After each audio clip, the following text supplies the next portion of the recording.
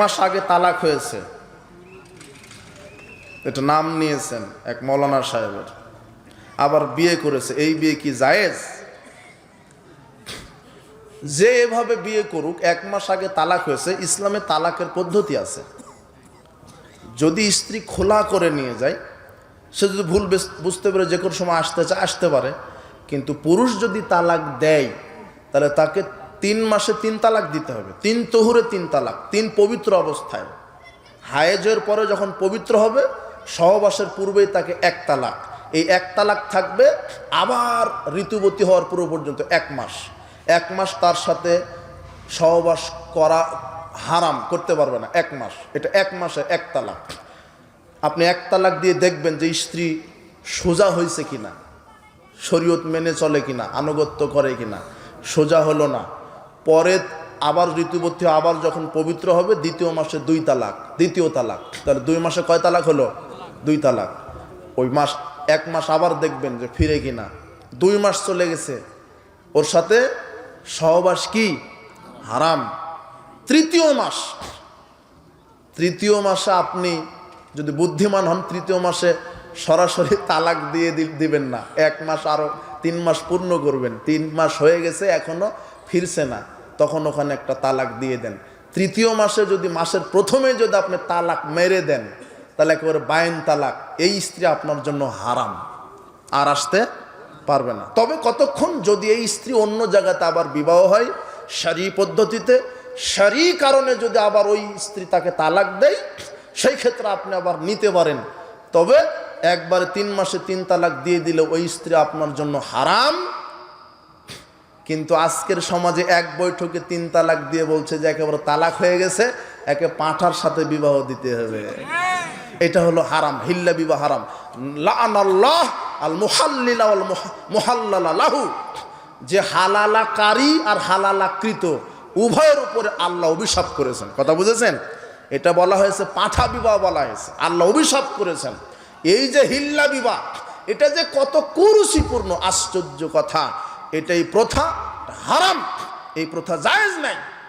খবরদার, এক বৈঠকে 3 তালাক মেরে দিয়ে পরপুরুষের কাছে বউকে ভাড়া দিয়ে, এটা এর চাইতে নিকৃষ্ট বেহায়াপনার কি হতে পারে বলেন? নাউজুবিল্লাহ। 3 মাসে 3 তালাক দিলে স্ত্রী হারাম হয়ে যাবে। আর এটা তো পারিবারিক ব্যাপার, কিভাবে তালাক হয়েছে আমি কিভাবে ফতোয়া দিব? যদি ওই মাওলানা সাহেব 3 মাসে 3 তালাক দিয়ে থাকে, তাহলে ওই স্ত্রী হারাম, সে আর ফেরত পাবে না, হারাম, তাকে বিয়ে করায় আর হারাম। আর যদি স্ত্রী খোলা করে নিয়ে গেছে, ভুল বুঝে আবার আসতে চাচ্ছে, আসতে পারে। স্বামী যদি পরকীয়ায় লিপ্ত হয়, স্ত্রী হিসেবে আমার করণীয় কি? সে তো আমার কথা শোনে না। আচ্ছা আচ্ছা আচ্ছা, বাপটা গোপনে রাখেন আর স্বামীকে নসিহত করেন, আল্লাহর ভয় দেখান। পাপটা গোপনে রাখেন, স্বামীকে নসিহত করেন, ভয় দেখান। ইসলামী শরিয়া যদি থাকে আর আপনার স্বামীর যদি এটা পাপটা প্রকাশ হতো, তাহলে তো আর বেঁচে থাকারই অধিকার নেই। আপনার স্বামী থাকুক আর না থাকুক, বেঁচে থাকার অধিকার নেই। যেহেতু পাপটা গোপন রাখেন, রাসূল সাল্লাল্লাহু আলাইহি ওয়াসাল্লাম বলছেন পাপ তোমরা গোপন রাখো। গোপন রাখেন, স্বামীকে নসিহত করেন, আল্লাহর ভয় দেখান, জেনার শাস্তির ভয় দেখান, যে বিবাহের পরে জেনা করলে দুনিয়াবী শাস্তি মৃত্যুদণ্ড, কবরে জাহান্নামের আগুনে পড়িয়ে দিবেন। আর জেনাকার মহিলা জাহান্নামে, তারা নিজেদের লজ্জাস্থানের গন্ধে তাদেরই বেঁচে থাকা কঠিন হবে। সাবধান, জেনার শাস্তি জাহান্নাম। এভাবে ভয় দেখান। তারপরেও হচ্ছে না, আর আপনিও এইভাবে মেনে নিতে পারছেন না, তাহলে যদি পরিবর্তনই না হয়, তাহলে খোলা করে চলে যান, থাকার দরকার নেই। আর যদি আপনি ধৈর্য ধরে থাকতে পারেন, ওইভাবে বুঝিয়ে যদি ফিরে আসে, আলহামদুলিল্লাহ। দোয়া করি আল্লাহ আপনার স্বামীকে হেদায়েত দান করুন। স্ত্রী তালাক দিলে তালাক হয় কিনা? স্ত্রী তালাক দিতে পারে না। তালাক দেওয়ার ক্ষমতা শুধু পুরুষের, স্বামীর। স্ত্রী খোলা করে নেবে।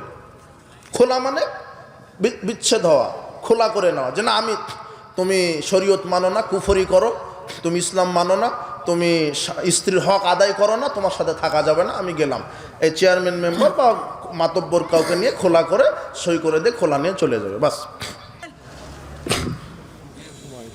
পশ্চিম দিকে পা করে ঘুমালে কি গুনাহ হবে? না, গুনাহ হবে না। আপনার সুবিধা মতো ঘুমাবেন। পশ্চিম দিকে পা দেওয়া যায় না, এটা একটা কুসংস্কার সমাজে চালু আছে।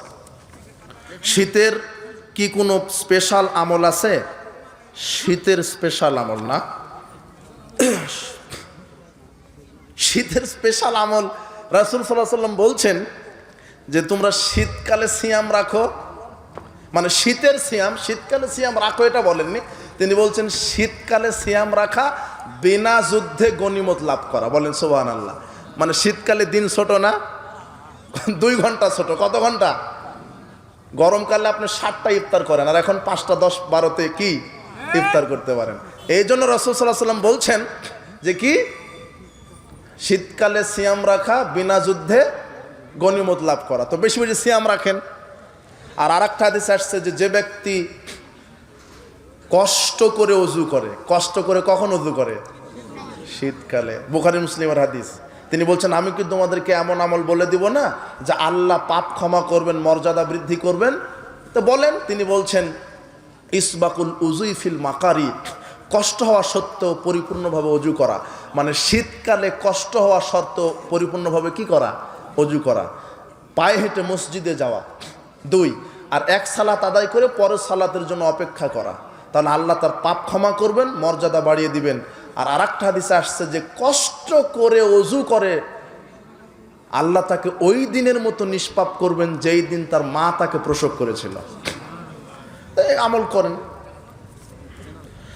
আমার স্ত্রী চাকরি করতে চায়, নারীদের জন্য ইসলাম কি ধরনের চাকরি সমর্থন করে? আচ্ছা আচ্ছা আচ্ছা, নারীরা চাকরি করবে তাদের পরিবেশে, কিন্তু নারী পুরুষ একাকার হয়ে চাকরি, টিউশনি, পড়াশোনা, ব্যবসা করা যাবে না। ফিতনা।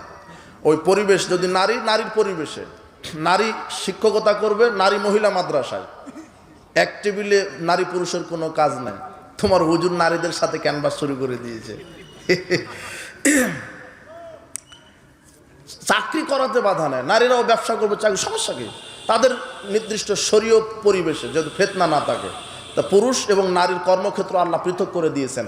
নারী পুরুষ একাকার হয়ে কোনো কর্ম ইসলামে জায়েজ নাই। এখন যে আমার শরীয়ত থাকতে যদি তোমরা অন্য কোনো নবীর তরিকা শরীয়ত মানো তবুও পথভ্রষ্ট হবে। যেখানে মুহাম্মদ সাল্লাল্লাহু আলাইহি সাল্লামের সুন্নাহ থাকা অবস্থায়, মুহাম্মদ সাল্লাল্লাহু আলাইহি সাল্লামের হেদায়েত থাকা অবস্থায়, যেখানে মুহাম্মদ সাল্লাল্লাহু আলাইহি সাল্লামের পক্ষ থেকে আমল থাকা অবস্থায়, যেখানে মুহাম্মদ সাল্লাল্লাহু আলাইহি সাল্লামের সুন্নাহ থাকা অবস্থায় অন্য কোনো নবীর তরিকা টিকে না, সেখানে আপনার পীর বুজুর্গ আলেমদের তরিকা কি করে টিকতে পারে? মাযহাবের দোহাই দিয়ে শরীয়ত কি করে টিকতে পারে? খানকা মাজার ওরসের দোহাই দিয়ে শরীয়ত কি করে টিকতে পারে? শরীয়ত একজন মানুষের কথাতে টিকবে, তার নাম হচ্ছে মুহাম্মদ সাল্লাল্লাহু আলাইহি সাল্লাম। কারো নিকট থেকে শরীয়ত ধার করা লাগবে না। আল্লাহ সুবহানাহু ওয়া তাআলা বলছেন ওয়া মান ইউশাকিকির রাসূলা মিন বাদি মা তাবায়্যানা লাহুল হুদা ওয়া ইয়াত্তাবি গায়রা সাবিলিল মুমিনিন নুওয়াল্লিহি মা তাওয়াল্লা ওয়া নুসলিহি জাহান্নাম ওয়া সাআত মাসীরা। প্রকাশ্য হেদায়েত, রাসূলের প্রকাশ্য হেদায়েত আসার পরেও যারা রাসূলের বিরুদ্ধাচরণ করবে, সাহাবায়ে কেরামের নীতির উল্টা যারা চলবে, আমি আল্লাহ তাদেরকে সেদিকেই ফিরাবো যেদিকে তারা ফিরতে চাই। অবশেষে রাসূলের সুন্নাহ অনুযায়ী আমল না করার কারণে আমি আল্লাহ তাদেরকে বিচারের মাঠে জাহান্নামে আসার দিব। এই কথা আল্লাহ বলছেন। তাহলে আপনি যদি আমল করেন রাসূলের সুন্নাহ অনুযায়ী যদি না হয়, তাহলে ওই আমল করার পর আপনাকে জাহান্নামে যেতে হবে। এই জন্য রাসূলের সুন্নাহ অনুযায়ী আপনাকে আমল করতে হবে, রাসূলের সুন্নাহর অনুসরণ আপনাকে করতে হবে। নবী করিম সাল্লাল্লাহু আলাইহি ওয়াসাল্লাম যে আমল দেননি সেই আমল আপনার করার কোনো অধিকার নাই। আল্লাহ বলছেন ওমা কানা লিমুমিনি ওয়ালা মুমিনাতিন ইযা কাদাল্লাহু ওয়া রাসূলুহু আমরান আইয়াকুনা লাহুমুল খিয়ারাতু মিন আমরিহিম। আল্লাহ এবং তার রাসূল যেই নির্দেশ দিয়েছে, যে আমল করতে বলেছে, যেই শরীয়ত যেই তরিকা দিয়েছে, এটা বাদ দিয়ে যদি মানুষ নিজেদের মতো করে শরীয়ত তৈরি করে নেয়, যদি আল্লাহ এবং তার রাসূলের নাফরমানি করে, তাহলে সে পথভ্রষ্ট হবে। এই কথা আল্লাহ বলে দিচ্ছেন। এই জন্য আমল, আকীদা, ইমানে সব ক্ষেত্রে রাসূল সাল্লাল্লাহু আলাইহি সাল্লাম সালাফগণের নীতি আদর্শ আমাকে মেনে চলতে হবে। উপস্থিত বৈঠকের মুসলিম দিনী ভাই বোন, বলছিলাম ইত্তেবায়ে সুন্নাহ, সুন্নাতের অনুসরণ। আপনি যেই আমলই করেন, সালাত, সিয়াম, হজ, যাকাত, তাসবিহ, তাহলিল, সব ক্ষেত্রে রসুলের সুন্নাহ আছে। আপনার মানুষের তৈরি করা কোনো মতবাদ, কোনো ইজাম, কোনো খানকা, মাজার, অলি আউলিয়া, গাউস, কুতুব থেকে শরীয়ত নিতে হবে না। আপনার এমন কোনো আমল নাই যে আমলটা করবেন সেখানে রসুল সাল্লাল্লাহু আলাইহি সাল্লাম শরীয়ত বলে দেননি। আয়েশা রাদিয়াল্লাহু আনহা বলছেন যে রাসূল সাল্লাল্লাহু আলাইহি সাল্লাম যখন কোরআন তেলাওয়াত শেষ করতেন তখন সুবহানাকা আল্লাহুম্মা বিহামদিকা আশহাদু আল্লা ইলাহা ইল্লা আনতা আস্তাগফিরুকা ওয়া আতুবু ইলাইকা, এই দোয়াটা বলতেন। যখন তিনি ওযু শেষ করতেন তখন এই দোয়াটা বলতেন। হ্যাঁ, ওযু শেষের আরো দোয়া আছে। আল্লাহর নবী বলছেন, মান তাওয়াজ্জা ফাহসানাল উদুয়া, যে ব্যক্তি ওযু করলো, সুন্দর করে ওযু করলো, সুম্মা ইয়াকুল, এরপরে বলল আশহাদু আল্লা ইলাহা ইল্লাল্লাহু ওয়াহদাহু লা শারীকা লাহু আশহাদু আন্না মুহাম্মাদান আবদুহু ওয়া রাসূলুহু, এটা ওযু শেষের দোয়া। আল্লাহর নবী বলছেন ফুতিহাত লাহু আবওয়াবিল জান্নাতি তামানিয়া, যে ব্যক্তি ওযু শেষে এই দোয়াটা পাঠ করবে আল্লাহ তার জন্য জান্নাতের 8টি দরজা খুলে দিবেন। ইয়াদখুলু মিন আইহাসা, সে যে কোনো দরজা দিয়ে প্রবেশ করতে পারবে জান্নাতে। তাহলে ওযু শেষে এটাও বলা যায়। তবে রাসূল সাল্লাল্লাহু আলাইহি সাল্লাম যখন ওযু করতেন, ওযু শেষ করে এই দোয়াটা পড়তেন।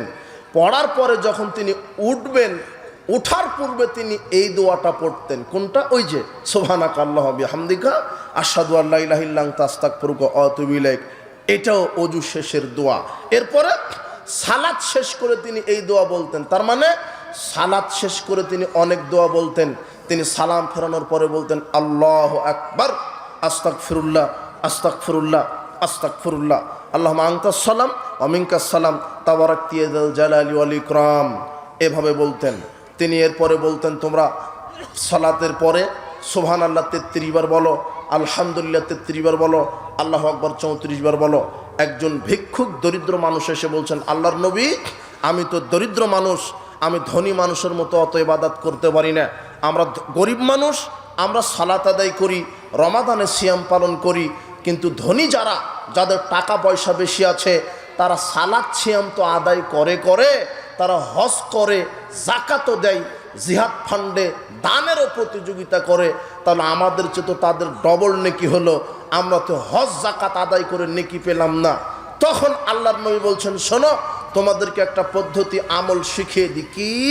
তোমরা প্রত্যেক ফরজ সালাতের পরে সুবহানাল্লাহ 10 বার, আলহামদুলিল্লাহ 10 বার, আর আল্লাহু আকবার 10 বার বলবে। এই 3টা তাসবিহ 30 বার যদি বলতে পারো, আল্লাহ তোমাদেরকে কবুল হজের নেকি লিখে দিবেন। হাদিস বুখারী 843 নম্বর হাদিস। 33 বার করে বললেও একই সব, 10 বার করে বললেও হবে। আপনি বলেন, আল্লাহ নবী বলছেন কেউ যদি 33, 33, 34 সুবহানাল্লাহ, আলহামদুলিল্লাহ, লা ইলাহা ইল্লাল্লাহ বলে, তাহলে আল্লাহ তার পাপকে ওইভাবে ক্ষমা করবেন, তার পাপ যদি সমুদ্রের ফেনা তুল্য হয়ে থাকে। কত আমল, কত নেকি নেওয়ার মাধ্যম, কত আমল। ফরজ সালাতের পরে নবী করিম সাল্লাল্লাহু আলাইহি ওয়াসাল্লাম কত আমল তার উম্মতকে শিখিয়ে দিয়েছে। এরপর আল্লাহ নবী বলছেন, মান কারা দুবরা কুল্লি সালাতিন, যে ব্যক্তি প্রত্যেক ফরজ সালাতের পরে আয়াতুল কুরসি পাঠ করবে, লাম ইয়ামনাহু মিন দুখুলিল জান্নাতিল মাউত, যে ব্যক্তির এই আমলটা থাকবে। কি আমল? প্রত্যেক ফরজ সালাতের সালাম ফেরানোর পরেই যদি আয়াতুল কুরসি পাঠ করা থাকে, যেই ব্যক্তির এই আমলটা থাকবে, এই ব্যক্তিটা জান্নাতে ঢুকতে পারছে না কেন? তার বাধা হয়ে দাঁড়িয়েছে মৃত্যু। এই লোকটা মৃত্যুবরণ করার সাথে সাথে আল্লাহ তাকে জান্নাতে ঢুকিয়ে দিবেন। এটা আল্লাহর রাসূলের শিখানো আমল। আপনি এই আমল করেন। তিনি বলছেন, নবী করিম সাল্লাল্লাহু আলাইহি ওয়াসাল্লাম বলছেন, প্রত্যেক ফরজ সালাতের পরে একবার ইখলাস পড়ো, একবার ফালাক পড়ো, একবার নাস পড়ো। এরপরে তিনি বলছেন মাগরিব এবং ফজর সকাল সন্ধ্যায় ইখলাস ফালাক নাস 3 বার করে পড়ো। এরপরে তিনি বলছেন যখন ঘুমাতে যাবে তখন কি করবা? 2 হাত একত্রে করো, ইখলাস ফালাক নাস একবার করে পড়ে ফোঁ দাও, ফোঁ দিয়ে সমস্ত শরীর মাসাহা করো ঘুমানোর পূর্বেই। তাকফিকা মিন কুল্লি শাই, তাহলে পৃথিবীতে যত বালা মুসিবত আছে আল্লাহ তোমাকে সব বালা মুসিবত থেকে হেফাজত করবেন। নবী করিম সাল্লাল্লাহু আলাইহি ওয়াসাল্লামের শিখানো সুন্নাতে আমল আপনাকে করতে হবে। কিন্তু এদেশের অধিকাংশ মানুষ সুন্নাতে আমলকে ভালো লাগে না, শুধু বাপ দাদার দোহাই দিয়ে বেদাতকে টিকিয়ে রেখেছে এক শ্রেণীর মানুষ। তার একটা দৃষ্টান্ত, ফরজ সালাতের পরে সম্মিলিত মোনাজাত, এটা যে এত ঘৃণিত বেদাত তবুও টিকে আছে জোর করে, দলীয় দাপটে, সংখ্যাগরিষ্ঠতার দাপট দিয়ে, আপনার শক্তির দাপট দিয়ে, আপনার সংখ্যাগরিষ্ঠতা প্রশাসনের দাপট দিয়ে বেদাতকে কায়েম করা হয়েছে। সারা পৃথিবীর সব আলেম ওলামা যদি বলে যে ফরজ সালাতের পরে সম্মিলিত মোনাজাত করতে হবে, তবুও বেদাত হবে কেন? মুহাম্মদ সাল্লাল্লাহু আলাইহি ওয়াসাল্লাম করেননি। মুহাম্মদ সাল্লাল্লাহু আলাইহি ওয়াসাল্লাম করেননি। যে করলে দেখান তিনি কি করেছেন। ফরজ সালাতের পরে এতগুলি আমল শিখিয়ে দিলেন, আপনার পেট ভরলো না, তবু ওটা করতে হবে কেন? তার মানে আপনি গোড়ামি দেখাচ্ছেন, জেদ দেখাচ্ছেন, অহংকার দেখাচ্ছেন। জেদ দিয়ে, হটকারিতা দিয়ে, গোড়ামি দিয়ে ইসলাম টিকে না। ইসলাম টিকে দলিল দিয়ে।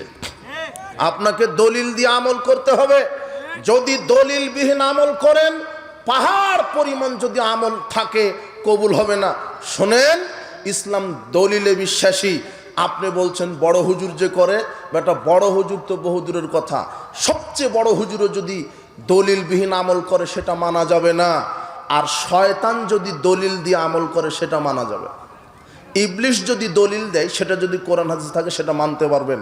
আর বড় হুজুর যদি কোনো কথা বলে, তার পিছনে যদি দলিল না থাকে, মানা যাবে না। কিভাবে? এই যে আমরা যে আয়াতুল কুরসি পাঠ করি, আল্লাহর নবী বলছেন, আবু হুরায়রাকে বলছেন যে আবু হুরায়রা ওই সাদগাতুল ফিতরের যে খেজুর মসজিদে নববীতে আছে, তুমি পাহারা দাও, কোনো যেন চোর ডাকাতে না নিয়ে যায়। বুখারীর হাদিস। তো আবু হুরায়রা পাহারা দিচ্ছেন। এখন শয়তান ছদ্মবেশে এসে এক লোকমা খেজুর নিয়ে চলে যাচ্ছে। আবু হুরায়রা শয়তানকে ধরে ফেলেছেন। এখন ইবলিশকে ধরে ফেলেছেন। এখন ইবলিশ বলছে যে আমাকে ছাড়ো, আমি খুব ক্ষুধার্ত, সেই বিভিন্ন। তো আবু হুরায়রা তো অন্তর নরম, ছেড়ে দিয়েছে। ইবলিশ বলছে আর আসবো না, আজকেই শেষ। ছেড়ে দিয়েছে। পরের দিন আবার এসেছে, শয়তান আবার চুরি করতে এসেছে, আবার ধরেছে, আবার অনুয় বিনয় করে আবার ছেড়ে দিয়েছে। তৃতীয় দিন আবার এসেছে। এবার আবু হুরায়রা বলছে আজকে ছাড়বই না। বলছে শোনেন, আমার পরিবার না খেয়ে আছে, ছেলে মেয়ে বাচ্চা না খেয়ে আছে, অমুক হ্যান ত্যান, আজকে ছেড়ে দেন, আর আসবো না। আবার ছেড়ে দিয়েছে। সকালে চতুর্থ দিন যখন আবার আসছে, এইবারে ধরে ফেলেছে। কিন্তু ইবলিশ শয়তান বলছে শোনো, তোমাকে একটা আমল শিখিয়ে দিই, ওই আমলটা যদি তুমি করো তাহলে আমি তোমার কাছে আসতেই পারবো না। তো কি? ইবলিশ শয়তান আবু হুরায়রাকে বলছে ইযা আওয়াইতা ইলা ফিরাশিক, তুমি যখন বেডে যাবে, ঘুমাতে যাবে, ফাকরা আয়াতুল কুরসি, আয়াতুল কুরসি পড়ো। যদি তুমি আয়াতুল কুরসি পাঠ করে ঘুমিয়ে থাকো, তাহলে আল্লাহর পক্ষ থেকে একজন ফেরেশতা তোমাকে সারা রাত পাহারা দিবে। ওয়ালাম ইয়াকরুবুকা শাইতান হাত্তা তুসবিহা, আর সকাল পর্যন্ত তোমার কাছে কোনো শয়তান আসতে পারবে না। এই হাদিসটা শোনালেন কে কাকে? ইবলিশ শয়তান কাকে শোনালেন? আবু হুরায়রাকে। আবু হুরায়রা এই হাদিস কোনো দিন শোনেনি। সকালবেলা আবু হুরায়রা রাদিয়াল্লাহু আনহু রাসূল সাল্লাল্লাহু আলাইহি ওয়াসাল্লামকে বলছেন, আল্লাহর নবী এই ঘটনা, কিন্তু লোকটা আমাকে এই হাদিসটা শুনিয়ে গেছে, এটা কতটুকুন সত্য?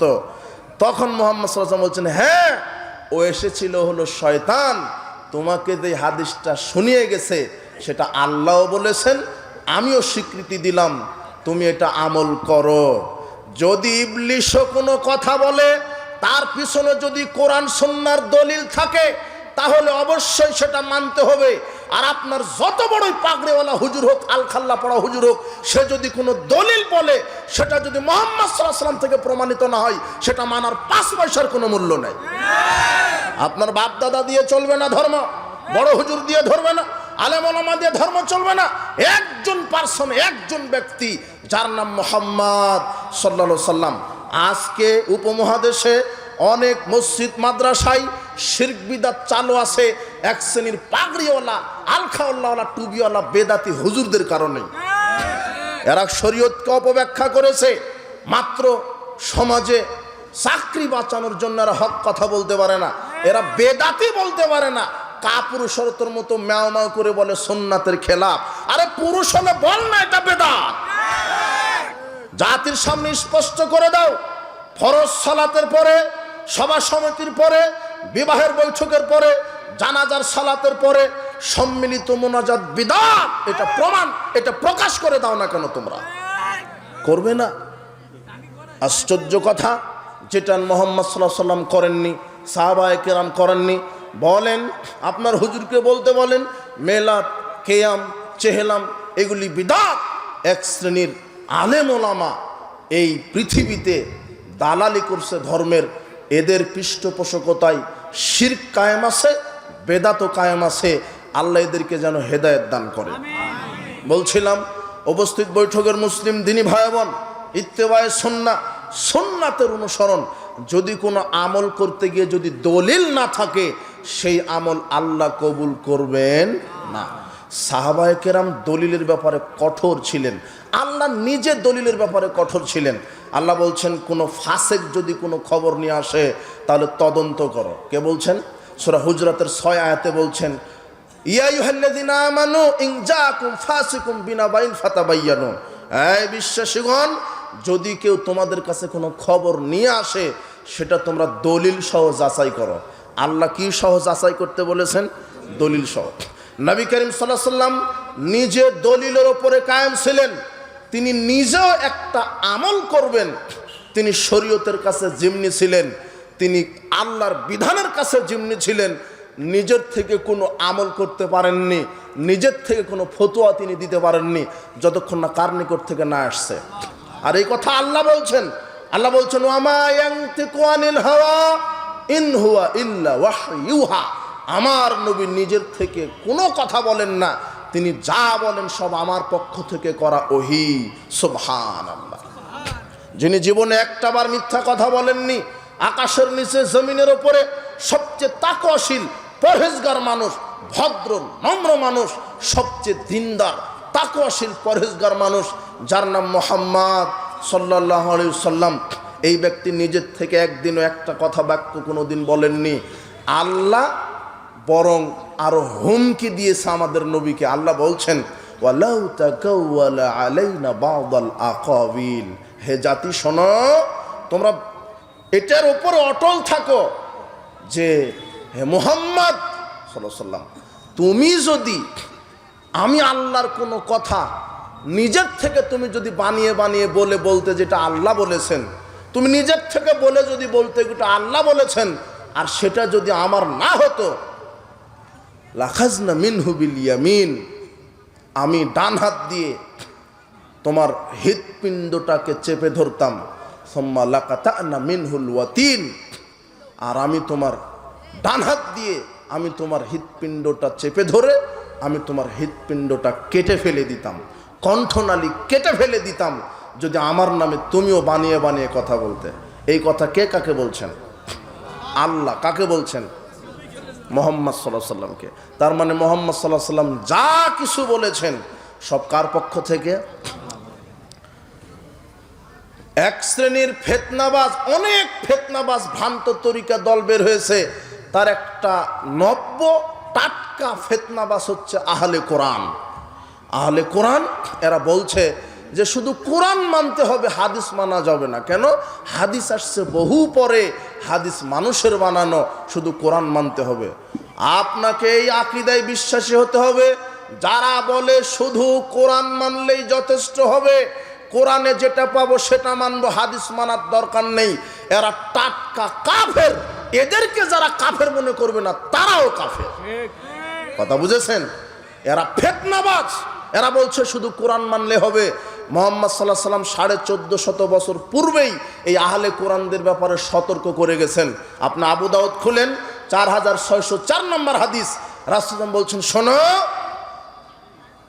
আলা ইন্নী উতিতুল কিতাব ওয়া মিসলাহু মাআহু। যারা বলে যে শুধু কোরআন মানলে হবে না, আল্লাহ আমাকে কোরআন দিয়েছে, কোরআনের সাথে অনুরূপ আরেকটা কিতাবও দিয়েছে। বলেন সুবহানাল্লাহ। কোরআনের সাথে অনুরূপ কিতাব কি? হাদিস। এরপরে তিনি স্পষ্ট করে দিলেন, আলা, মনে রেখো, শাবআনু রাজুলুন শাবআনু আলা আরিকাতিহি, এক শ্রেণীর প্রাচুর্যবান মানুষেরা শেষ জামানায় তার সিংহাসনে বসে বলবে, আলাইকুম বিহাদাল কোরআন, তোমাদের জন্য শুধু কোরআন মেনে নেওয়া যথেষ্ট হবে। ফাওয়াজাতুহুম ফি হালালিন ফাহিল্লুহু, কোরআনে যতটুক হালাল পাবে অতটুকুন মানবে। ফামাওয়াজাতুহুম মিন হারামিন ফাহাররিমুহু, কোরআনে যেটা হারাম পাবে ততটুক মেনে চলবে, শুধু কোরআন মানবে। আল্লাহ নবী বলছেন, এদের থেকে সাবধান থাকো। নবী করিম সাল্লাল্লাহু আলাইহি ওয়াসাল্লাম 1450 বছর পূর্বে সতর্ক করে দিয়েছেন। হাদিস পরে এসেছে না, এই ভুল ব্যাখ্যাটা সমাজে দেওয়া হচ্ছে। অথচ সাহাবায়ে কেরাম রাসূল সাল্লাল্লাহু আলাইহি ওয়াসাল্লামের যুগ থেকেই হাদিস লিখতেন। কার যুগ থেকেই? রাসূল সাল্লাল্লাহু আলাইহি ওয়াসাল্লামের যুগ থেকেই। আবু দাউদের 3646 নম্বর হাদিস খুলেন, আব্দুল্লাহ ইবনে আমর রাদিয়াল্লাহু আনহু বলছেন, কুনতু আকতুবু কুল্লা শাই আসমাহু মির রাসূলিল্লাহ সাল্লাল্লাহু আলাইহি ওয়াসাল্লাম। আব্দুল্লাহ ইবনে আমর রাদিয়াল্লাহু আনহু বলছেন, রাসূল সাল্লাল্লাহু আলাইহি ওয়াসাল্লাম থেকে আমি যা শুনতাম তাই লিখে নিতাম, যেই হাদিস শুনতাম সেটাই লিখে নিতাম। ফানাহাতনি কুরাইশুন, একদিন কুরাইশ নেতারা আমাকে নিষেধ করলেন, এই আতাকতুবু তাসমাহু মির রাসূলিল্লাহ সাল্লাল্লাহু আলাইহি ওয়াসাল্লাম, তুমি কি রাসূল সাল্লাল্লাহু আলাইহি ওয়াসাল্লাম থেকে যা শোনো তাই কি লিখো নাকি? আরে ইন্নামা হুয়া বাশার, নিশ্চয়ই সে তো একজন মানুষ। ইয়াতাকাল্লামু ফি রিজা ওয়াস সাকতে, সে রাগান্বিত অবস্থায় কথা বলে এবং মেজাজ ঠান্ডা অবস্থাতেও কথা বলে, সব কথা তার থেকে লিখো না। ফামসাকতু আনিল কিতাব, আব্দুল্লাহ ইবনে আমর বলছেন, আমি লেখা বন্ধ করে দিলাম। ফাযাকারতু যালিকা লিরাসূলিল্লাহ সাল্লাল্লাহু আলাইহি ওয়াসাল্লাম, আমি একদিন রাসূল সাল্লাল্লাহু আলাইহি ওয়াসাল্লামকে এই কথা বললাম, ইয়া রাসূলুল্লাহ, আমি আপনার থেকে যত হাদিস শুনতাম সব লিখে নিতাম, কিন্তু কুরাইশরা যে লিখতে নিষেধ করছেন, আপনি রাগান্বিত হয়ে কথা বলেন, আবার খুশি অবস্থাতেও কথা বলেন, তাই আমাকে লিখতে নিষেধ করেছে, আমি লেখা বন্ধ করে দিয়েছি, আপনি কি বলছেন? তখন আল্লাহর নবী বলছেন, ফাওয়াল্লাযী নাফসি বিয়াদিহি, হে আব্দুল্লাহ শোনো, সেই আল্লাহর কসম করে বলছি যার হাতে আমার আত্মা রয়েছে, উক্তুব, তুমি লিখতে থাকো, ওয়াল্লাহি, আল্লাহর কসম, মা ইখরুজু মিনহু হাক্কুন, আমার মুখ থেকে সত্য ছাড়া কিছুই বের হয় না। তাহলে হাদিস পরে লেখা হয়েছে না সাহাবীদের যুগ, রাসূল সাল্লাল্লাহু আলাইহি ওয়াসাল্লামের যুগ থেকেই? যারা বলছে হাদিস মানা যাবে না, হাদিস বহু পরে আসছে, এরা হলো ফিতনাবাজ, এরা মুসলিম ঐক্যকে ফাটল ধরানোর চেষ্টা করছে। এদেরকে, এই আহলে কোরআনকে সরকারিভাবে কাফের ঘোষণা করতে হবে। আহলে কোরআন একটা বের হয়েছে, আর একটা বের হয়েছে, এই যে যুগে যুগে এই যে ফেরকাগুলি বের হয়েছে, এই ফেরকা অনেক আগেই বের হয়েছে। এই যে বাউল মতবাদ, এই বাউল মতবাদ, এরাও কাফের, এরাও মুশরিক, এরা মুসলিম সমাজে মুসলমানদেরকে বিভ্রান্ত করার জন্য এরা মুসলিম সমাজে এমনভাবে ঢুকেছে, এর অনেক বড় ইতিহাস। বর্তমান সমাজে যে মারফতি তরিকা যেটা আছে, পীর মুরিদের যে ব্যবসা, এটাই হলো একটা শিরকি এবং কুফরি আকিদা, সুফি আকিদা। যত পীর, খানকা, ওলি, দরবেশ, গাউস আর যারা এই সুফি মতবাদে বিশ্বাসী, এরা হলো এই সুফি রোগে আক্রান্ত। সুফি আকিদা আজকে প্রত্যেকটা প্রায় মানুষের ভিতরে ঢুকে গেছে। সুফি আকিদা, সুফিদের আকিদা কি? সুফিবাদের জনকই হচ্ছে আবু ইয়াজিদ বোস্তামি। ওই যে আপনি বায়েজিদ বোস্তামি বলেন না, আপনি তো বায়েজিদ বোস্তামির অনেক তাফসিরও শুনেছেন, বড় আলেম বানিয়ে দিয়েছেন, তো তাকে বড় অলি বানিয়ে দিয়েছেন। কিন্তু বায়েজিদ বোস্তামি আল্লাহর অলি না, হলো টাটকা শয়তানের অলিও একটা। আপনি জানেন না, সঠিক ইতিহাস তো জানেন না। সব বলাও যায় না, এদের যে কুরুচিপূর্ণ কিতাব, ভাষা। তবে আজকে ইনশাল্লাহ বাউলদের 12টা বাজাবো ইনশাল্লাহ। আপনি একটু বসেন, দেখেন। যেহেতু কিছুদিন আগে এই বাউল কি একটা শয়তান আল্লাহকে নিয়ে, নবীকে নিয়ে কটূক্তি করেনি, কোরআনকে নিয়ে কটূক্তি করেনি, বলছে যে আল্লাহ কোরআনে এক মুখে কয় কথা বলে, বিভিন্ন জায়গায় নাকি বিভিন্ন কথা বলেছেন। মানে ওর ভাষা আল্লাহ হলেন মোনাফেক, বলেন নাউজুবিল্লাহ। আবার বলছে আমরা নাচি কেন? আল্লাহ তো নাচতে বলেছেন, কুল আউযু বিরাব্বিন নাস মালিকিন নাস ইলাহিন নাস। আল্লাহ নাচতে বলেছেন তাই আমরা নাচি। কেমন শয়তানের শয়তান! এদেরকে দেখে ইবলিশ চিন্তা করছে আমার বাংলাদেশে থাকারই দরকার নাই, এরাই যথেষ্ট। এদের আজকে 12টা বাজায় দেবে ইনশাল্লাহ। জাতির সামনে ওপেন ভাবে না বলে এরা যে এত বিদাতের বেদাতি, এত যে মুশরিক, এত যে শয়তান, ইসলামের বিরুদ্ধে, আল্লাহর বিরুদ্ধে, নবীর বিরুদ্ধে এত কটূক্তি করেছে, তার এই বাউলদের প্রথম শাখায় ছিল সুফি থেকেই চলে আসছে। সুফিবাদের আবিষ্কার হয়েছে 260 হিজরির দিকে, আজ থেকে প্রায় 1200 বছর পূর্বে। তার এই সুফিবাদের প্রতিষ্ঠাতাই হলো আবু ইয়াজিদ, যেটা আপনি নাম শুনেছেন বায়জিদ বোস্তামি। কথা বুঝেননি? এই বায়জিদ বোস্তামি সুফিদের জনক। আর বায়জিদ বোস্তামির ছাত্র হচ্ছে হোসাইন বিন মানসুর হাল্লাজ। এ হলো 309 হিজরিতে মারা গেছে। এরাই এই সুফি আকিদা বিশ্ববাসীর সামনে প্রচার করেছে, যেটা আজকে বর্তমান উপমহাদেশে মারফতের নামে এই পীর মুরিদি যে ব্যবসা চালু নাই, এটাই হলো সুফি আকিদা। এদের ভিতরে সুফি আকিদা আছে। কি আকিদা? সুফিদের 1 নম্বর আকিদা। যারা পীর মুরিদ, খানকা, মাজার এগুলোতে বিশ্বাসী, এমনকি আমাদের দেশের যারা তাবলিগ জামাতের ভাইয়েরা, ভাই বলতে গেলে তো আপনি বলবেন যে এই যে ফিতনা বাঁধায় দিল, কিন্তু সত্যটা না বললে তো আপনি জানতেও পারবেন না। জানতে পারবেন?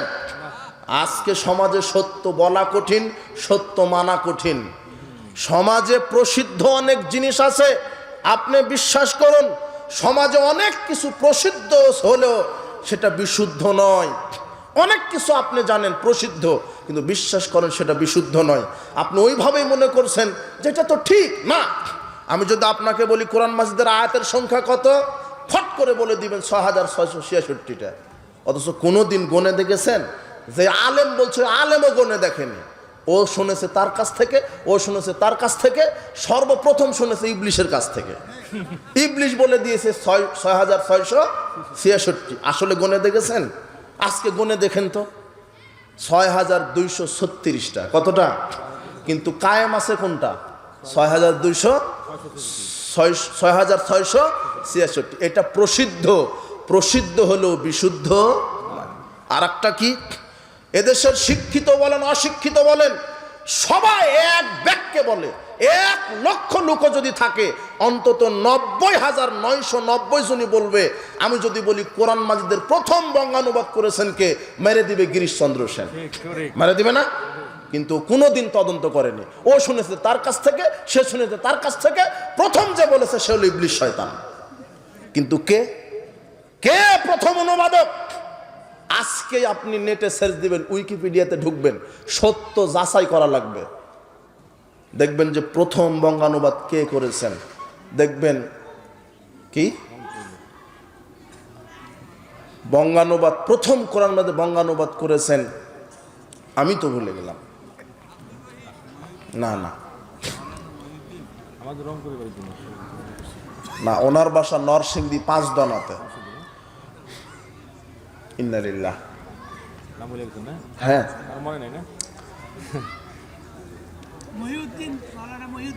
না, মাওলানা নাইমুদ্দিন সাহেব। নাইমুদ্দিন আর একটা আছে, নাইমুদ্দিন সাহেব পূর্ণাঙ্গ কোরআন বাংলাতে অনুবাদ করেছেন। মাওলানা নাইমুদ্দিন সাহেব পূর্ণাঙ্গ কোরআন বাংলাতে অনুবাদ করেছেন 1836 সালে। কত সালে? 1836। আর গিরিশচন্দ্র সেন জন্মগ্রহণ করেছেন 1808 সালে, 1801 সালে। গিরিশচন্দ্র সেনের বয়স যখন 1 বছর, তখন মাওলানা নাইমুদ্দিন সাহেব পূর্ণাঙ্গ কোরআন কি করেছেন? অনুবাদ করেছেন। আপনি সার্চ দেন। কিন্তু আংশিক প্রথমে একজন অনুবাদ করেছিলেন, নামটাই ভুলে গেলাম। যাক, আমি সেদিন কিন্তু বললাম, কিন্তু সঠিকটা আপনাকে জানতে হবে। তো আপনি অনেক কিছু প্রসিদ্ধ আছে, কিন্তু সেটা কি না? প্রসিদ্ধ হলেও কি না, বিশুদ্ধ না। আপনাকে সঠিকটা জানতে হবে। হ্যাঁ, মনে পড়ছে, আলহামদুলিল্লাহ। আমির উদ্দিন বসুনিয়া। কে? আমির উদ্দিন বসুনিয়া, নরসিংদী 5 দনার লোক। এই লোক প্রথম কোরআন মাজিদের আংশিক অনুবাদ করেছেন আমির উদ্দিন বসুনিয়া। এরপরে পূর্ণাঙ্গ কোরআন অনুবাদ করেছেন মাওলানা নাইমুদ্দিন সাহেব। কিন্তু আপনি জানেন কে অনুবাদ করেছে? গিরিশচন্দ্র সেন। তাহলে এটা আপনার জানা প্রসিদ্ধ, কিন্তু কি না, বিশুদ্ধ না, মিথ্যা জানেন। তো এইভাবে সমাজে অনেক কিছু আমল আকীদা ঢুকে গেছে যেগুলি প্রসিদ্ধ হলেও কি না, বিশুদ্ধ না। আজকে সঠিকটা বললে আমাদেরকে বলে ফিতনাবাজ, কিন্তু আসলে তারাই ফিতনাবাজ। কথা বুঝেছেন? এই সুফি আকীদা ঢুকে গেছে মুসলিম সমাজে, মারফতের নামে, পীরতন্ত্রের নামে। সুফিদের জনক আবু ইয়াজিদ ওরফে বায়জিদ বোস্তামি এ বলছে, বায়জিদ বোস্তামির আকীদা সুফিদের 4টা মৌলিক বড় বড় ভ্রান্ত আকীদা। এক, যে ওয়াহদাতুল ওজুদে বিশ্বাসী। ওয়াহদাতুল ওজুদ কি? যে সব কিছুই আল্লাহর এক একটা অংশ, সব কিছুই আল্লাহ, সব কিছু কি আল্লাহ, সব কিছুই আল্লাহ। দলিলও দিচ্ছে, দলিলও আছে সুফিদের। মানে কুকুর আল্লাহ, মানুষ আল্লাহ, সাপ আল্লাহ, গরু আল্লাহ, সব আল্লাহর এক একটা অংশ। বলেন নাউজুবিল্লাহ। আপনি বুঝতে পারেন, আল্লাহ হলেন খালেক, মানুষ হলেন মাখলুক। অন্যান্য যত সৃষ্টি আছে মাখলুক, এগুলো হলো সৃষ্টি, আর আল্লাহ হলেন স্রষ্টা। পার্থক্য নাই? কিন্তু সুফিদের কাছে পার্থক্য নাই, মানুষই আল্লাহ, আল্লাহই মানুষ। এই পীরদের আকীদা, মারফতদের আকীদা। কিভাবে? দলিল কোরআনে আছে। কি? সূরা নূরের 35 নম্বর আয়াতে দলিল দিচ্ছে, আল্লাহু নূরুস সামাওয়াতি ওয়াল আরদ। আল্লাহ হলেন আকাশ সমূহের আর জমিন সমূহের নূর। ওই যে একটা কথা নাই সমাজে, আল্লাহর নূরে নবী পয়দা, নবীর নূরে সারা জাহান। এই কথা শুনেছেন? আল্লাহর নূরে নবী পয়দা, নবীর নূরে সারা জাহান পয়দা। বলেন নাউজুবিল্লাহ। মানে সব আগে সব মোবারক ছিল, পরে শয়তান বলছে মোবারক চলবে না। মানে এই তসবি মোবারক, জায়নামাজ মোবারক, অমুক মোবারক ছিল না? হ্যাঁ, আর এখন হচ্ছে সব নুরানি। নুরানি তসবি, নুরানি টুপি, নুরানি পাঞ্জাবি, নুরানি কোরআন, নুরানি আতর, নুরানি জর্দা। নুরানি কি? জর্দা। সব নুরানি, মানে সব আল্লাহর এক একটা অংশ। দলিল কোরআনের। এই যে কোরআনের আয়াতের অপব্যাখ্যা করলো, আল্লাহ নূরুস সামাওয়াতি ওয়াল আরদ, এই আয়াত নাজিল হয়েছে পীরের বাপের উপরে না মুহাম্মদ সাল্লাল্লাহু আলাইহি ওয়াসাল্লামের উপরে? সাহাবীদের সময়। আপনি ব্যাখ্যা কার কাছ থেকে নেবেন? আল্লাহ আকাশ সমূহের আর জমিনের নূর, এর ব্যাখ্যা সাহাবীরা করেছেন। কি? আল্লাহ আকাশের নূর মানে আকাশ জমিন তার আলোয় আলোকিত। এই কথা ঠিক, তার আলোয় আলোকিত, তার আলো ছাড়া কোনো আলো নেই। আল্লাহ আকাশকে আলোকিত করেছেন সূর্য দ্বারা, চন্দ্র দ্বারা, নক্ষত্র দ্বারা ঢেলে সাজিয়েছেন। এই জন্য আকাশের আলো, আকাশ আলোকিত করেছেন এই সূর্য চন্দ্র নক্ষত্র দ্বারা। আর জমিনটাকে আলোকিত করেছেন, সাহাবায়ে কেরাম বলছেন, ওলামা, মুহাদ্দিস, হকপন্থী আলেম ওলামা দ্বারা আল্লাহ জমিনটাকে আলোকিত করেছেন। সুবহানাল্লাহ। এগুলো হচ্ছে হেদায়েতের নূর। আপনার অন্তরে নূর থাকবে। নবী করিম সাল্লাল্লাহু আলাইহি ওয়াসাল্লাম এই জন্য মসজিদে যাওয়ার সময় একটা দোয়া বলতেন, আল্লাহুম্মা জাআল কলবি নূরান ওয়া সামঈ নূরান ওয়া বাসারি নূরান ওয়া মিন খালফি নূরান ওয়া মিন আমামি নূরান আইয়ামিনি নূরান আর শিমালি নূরান। এইভাবে রাসূল সাল্লাল্লাহু আলাইহি ওয়াসাল্লাম দোয়া করতেন, আল্লাহ তুমি আমার অন্তরে নূর দান করো, আমার চোখে নূর দান করো, আমার কানে নূর দান করো, ওপরে নূর দান করো, নিচে নূর দান করো, ডানে নূর দান করো, বামে নূর দান করো। এটা হলো আল্লাহর হেদায়েতের নূর।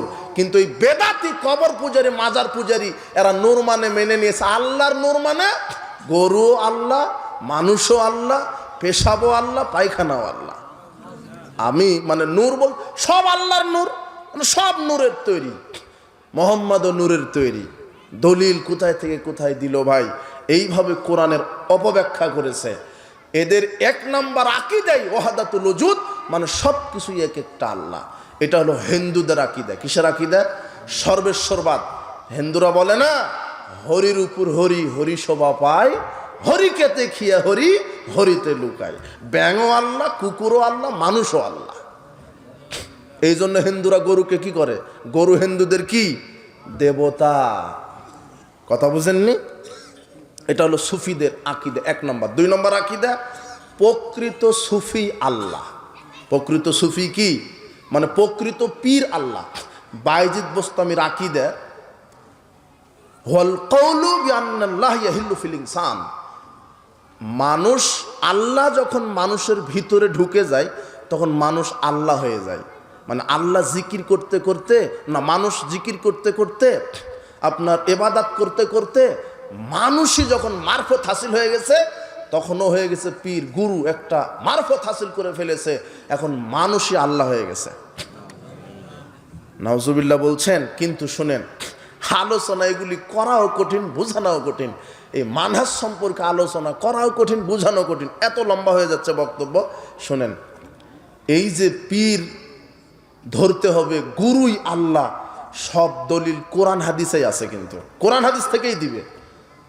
রাসূল বলছেন, শোনো, দুআতুন ইলা আবওয়াবি জাহান্নাম, জাহান্নামের দিকে নিয়ে যাওয়ার জন্য কিছু আলেম বক্তা বের হবে। হুযায়ফা রাদিয়াল্লাহু আনহু জিজ্ঞাসা করেছেন, কেমন আলেম বক্তা বের হবে জাহান্নামের দিকে নিয়ে যাবে? পরিচয় বলেন।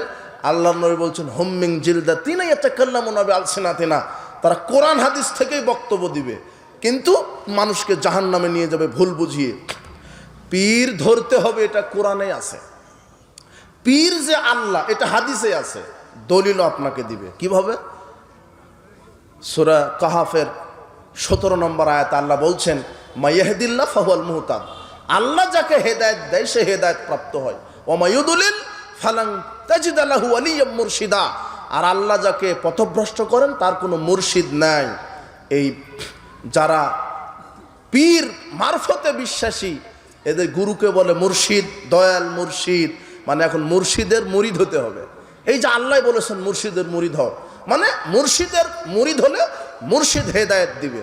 অথচ এখানে এই আয়াতে মুর্শিদ শব্দটা আসছে, মুর্শিদ মানে হেদায়েত দানকারী, এটা ঠিক, কিন্তু হেদায়েত দানকারী পীর না আল্লাহ।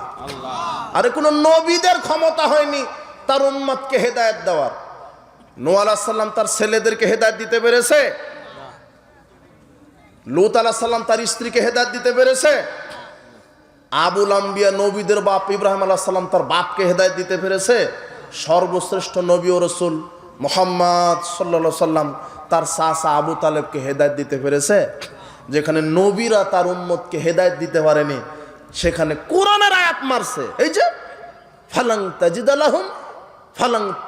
লাহু ওয়ালিয়্যাম মুরশিদা, যে পথভ্রষ্ট তার কোনো মুর্শিদ নাই, কাজেই এই পীরের মুরিদ হও, এ হলো মুর্শিদ, তোমাকে সুপারিশ করে হেদায়েত দিয়ে জান্নাতে নিয়ে চলে যাবে। এটা ভণ্ডামি না? এই কোরআনের আয়াত দিয়ে অপব্যাখ্যা দিচ্ছে। কিন্তু এই আয়াতটা বুঝতে হবে সাহাবীদের মতন করে। এখানে মুর্শিদ মানে হেদায়েত দানকারী কে? আল্লাহ। এখন হাদিসে আছে যে পীর আল্লাহ, হাদিসে আছে। আপনি খুলেন বুখারী 6502 নম্বর হাদিস, দেখেন হাদিস আপনাকে দেখাচ্ছে। আপনি আজকে খুলবেন, মনে করে রাখেন হাদিসটা, 6502 নম্বর হাদিস। রাসূল সাল্লাল্লাহু আলাইহি ওয়াসাল্লাম বলছেন, আল্লাহ বলছেন, যেই ব্যক্তি তার আল্লাহকে, তার রবকে সন্তুষ্ট করার জন্য আমল করে, সেই আমলে আমি সন্তুষ্ট হই। এরপরে সে যখন বেশি বেশি নফল ইবাদত করে, আমি ওই বান্দার প্রতি এত খুশি হই, আমি ওই বান্দার 2 হাত হয়ে যাই যেই হাত দিয়ে সে ধরে, আমি ওই বান্দার চোখ হয়ে যাই যেই চোখ দিয়ে সে দেখে, আমি ওই বান্দার পা হয়ে যাই যেই পা দিয়ে সে হাঁটে, আমি ওই বান্দার 2 কান হয়ে যাই যেই কান দিয়ে সে শোনে।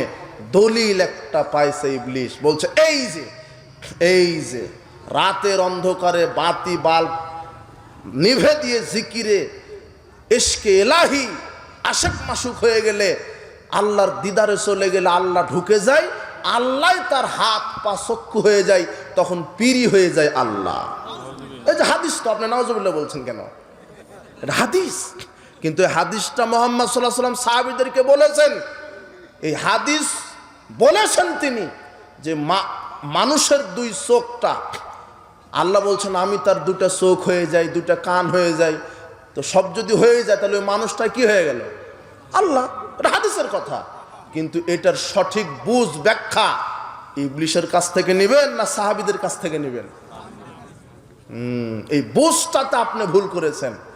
এ সালাফগণ সাহাবায়ে কেরাম বলছেন, যখন যেই ব্যক্তিটা আল্লাহর নফল ইবাদত করবে আল্লাহকে খুশি করার জন্য, ফরজ তো করবেই করবে, নফল ইবাদত করবে, আল্লাহ এত খুশি হয়ে যান যে তার দুই চোখকে আল্লাহ কন্ট্রোল করেন। ওই দুই চোখ দিয়ে যেটা দেখে ওই দেখার তৌফিক আল্লাহ দেন। ওই দুই চোখ দিয়ে সে খারাপ কিছু দেখে না। যখন দুই পা দিয়ে হাঁটে সেটা আল্লাহর শক্তিতে হাঁটে, যখন কান দিয়ে শুনে আল্লাহর শক্তিতে শুনে। তো কাফের তো আল্লাহর শক্তিতে শুনে না। এখন আপনি বলবেন তো এটা, কিন্তু যেই ব্যক্তিটা অতি পরহেজগার এই ব্যক্তিটা কান দিয়ে আল্লাহ এবং তার রাসূলের কথা ছাড়া কোনো গান বাজনা শ্রবণ করে না। এই দুই পা দিয়ে কোনো জেনার রাস্তায় মদের রাস্তায় চলে না, এই পা দিয়ে আল্লাহ রাস্তায় চলে। চোখ দিয়ে আল্লাহর এই আকাশ জমিন দেখে শুকরিয়া আদায় করে, কান দিয়ে কোরআন হাদিস শোনে। এইটা হলো হাদিসের ব্যাখ্যা। কিন্তু এই হাদিসটা প্রকাশ করে জাতিকে বলছে যে ওই যে পীরই হলো আল্লাহ। এই যে তাহলে ব্যাখ্যা দিচ্ছে ভুল। আল্লাহ নবী বলছেন এক শ্রেণীর আলেম বের হবে কোরআন হাদিস থেকে কথা বলবে, কিন্তু ভুল ব্যাখ্যা দিয়ে মানুষকে মুশরিক বানাবে। এটাই হচ্ছে তার ব্যাখ্যা। এই সুফিদের আকীদা এটাই। আর একটা কি আকীদা, যে প্রকৃত সুফি আল্লাহ বাইজিদ বোস্তামি নিজে বলছে আর নকশবন্দিয়ার ৬২ পৃষ্ঠায় যে তলাবতুল্লাহ সিত্তিনা সানা, আমি ১০ বছর আল্লাহ ৭ বছর আল্লাহকে খুঁজেছি, আমি আল্লাহকে কোথাও পাইনি। ফাইজা আনা হুয়া, আমি দেখছি এখন আমি নিজেই আল্লাহ। বাইজিদ বোস্তামি নিজেকে কি দাবি করেছে? আল্লাহ দাবি করেছে। এই সুফিদের এই আকীদা যে পীর হলো আল্লাহ। এরপরে কি হোসেন বিন মানসুর হাল্লাজ এই শয়তান বলছে যে আমার রূহ আর আল্লাহর রূহ, নাহনু রূহানে, আমার রূহ আর আল্লাহর রূহ হাল্লালনা বাদানান, এক দেহে ঢুকে গেছে, মানে আমার ভিতরে ঢুকে গেছে। আনাল হক, আমি হুসাইন বিন মানসুর হাল্লাজ এখন আমি নিজেই আল্লাহ। এটা সুফিদের আকীদা, মানে পীর যে সেটাই আল্লাহ, ওই জন্য ওকেই সেজদা করে। পীর যা বলে সেটাই মানে। এটা হলো সুফিদের আকীদা।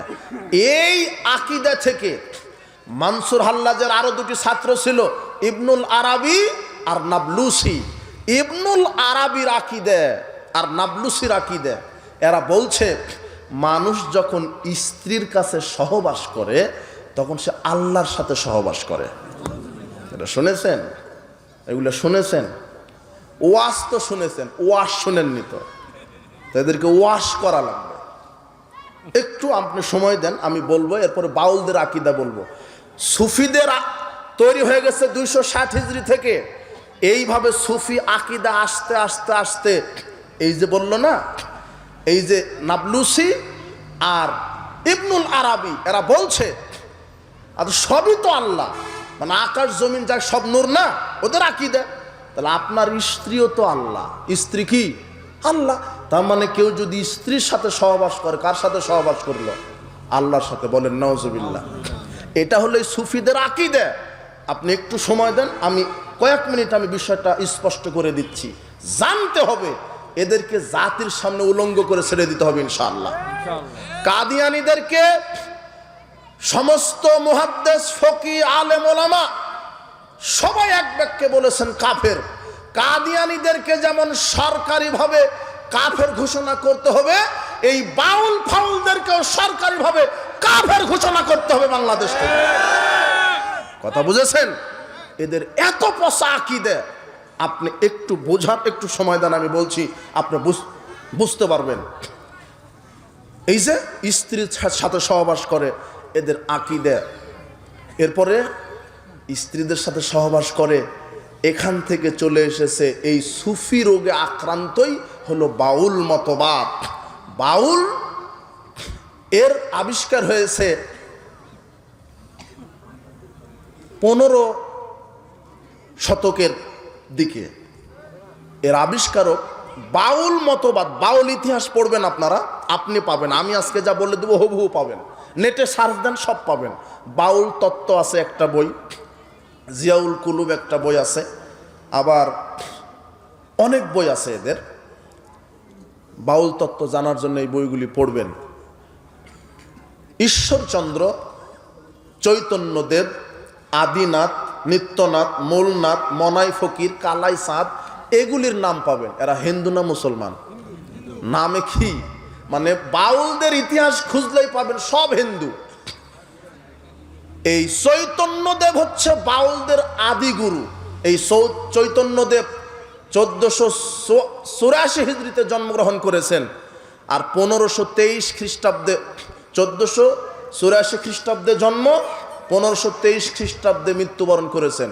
এর মধ্যেই এই চৈতন্যদেব এই বাউল মতবাদ প্রতিষ্ঠা করেছেন। কিভাবে জানেন?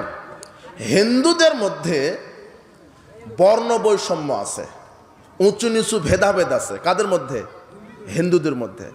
এইটা দেখে অনেক হিন্দুরা চিন্তা করলো যে না, যেই ধর্মে এত ভেদাভেদ আছে, ওরা ইসলামের সাম্য সম্প্রীতি ঐক্য দেখে পাইকারি দর ইসলাম কবুল করতে লাগলো। তখন এই চৈতন্যদেব চিন্তা করলো সর্বনাশ, এইভাবে যদি সব হিন্দু মুসলমান হয় তাহলে হিন্দুই থাকবে না। তাই চৈতন্যদেব বুদ্ধি করে একটা নতুন একটা ধর্মই আবিষ্কার করলো, বৈষ্ণব ধর্ম, আর সেটাকে পরবর্তীতে রূপ দিল বাউল ধর্ম বলে। বাউল কিন্তু একটা ধর্ম। কি? বাউল তত্ত্ব বই পড়বেন, ওখানে লেখা আছে লা ইলাহা ইল্লাল্লাহ লালন রসুলুল্লাহ। এটা না পড়লে বুঝবেন কি করে, আর আমরা না বললেই বুঝবেন কি করে। মানে বাউল এটা একটা ধর্ম, মানে তার নিজেদের তৈরি করে একটা ধর্ম। এটা না মুসলিম না হিন্দু, বৌদ্ধ, হিন্দু, খ্রিস্টান, এই সব অপসংস্কৃতি মিশ্রিত ভ্রান্ত মতবাদের আলোকে একটা নতুন তারা ধর্ম আবিষ্কার করেছে, যার নাম বাউল। আর বাউলদের ইতিহাস থেকে আপনি পাবেন বাউল শব্দটার আবিষ্কার করেছে কোথায় থেকে। এর বিশাল একটা ইতিহাস, আপনি না শুনলে মজাই পাবেন না। দেখেন, বাউল ইতিহাস আমিও জানতাম না। এই কিছুদিন আগে এই যে এদের আস্ফালনে আমি এদের সম্পর্কে পড়াশোনা করে আজকে কিছু বলতে চাচ্ছি। কোনো কিছু পরিষ্কার না করে বক্তব্য দেওয়া কি না, ঠিক না।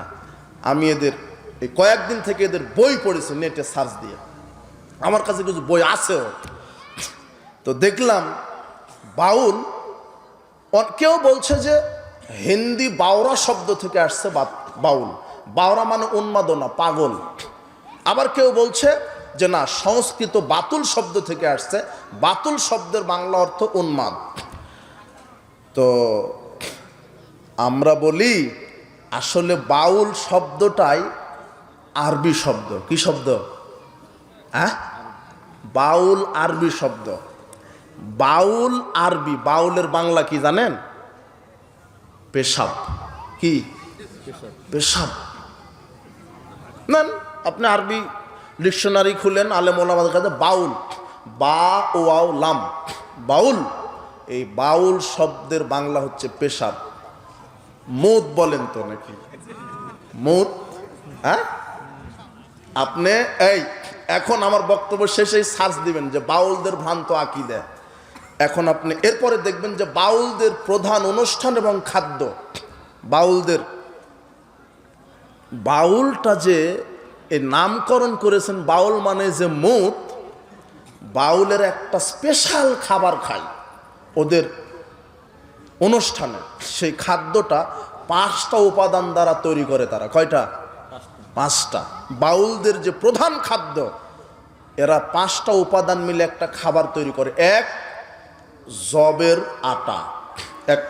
2, মানুষের মল। কি? মানুষের পায়খানা। বুঝেন তো?